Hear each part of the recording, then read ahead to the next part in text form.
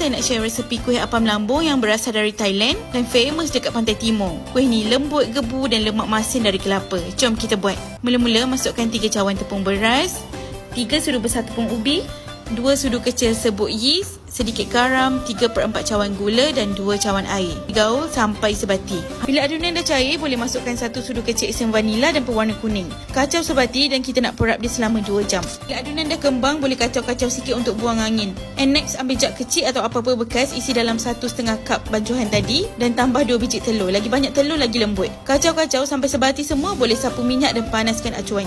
Tuang adunan dalam 3/4 je dari acuan tu, kemudian ratakan buat macam ni. Tutup acuan dan masak sampai garing dekat bahagian bawah tu. Bila dah masak, lambung-lambungkan untuk terbalikkan kuih apam tu. Masak sekejap dekat bahagian bawah tu and dah boleh angkat. And dah siap lah kita punya kuih apam lambung. Makan panas-panas, rasa manis-manis sikit. Ada lemak masin, yang penting kuih apam dia gebu sangat.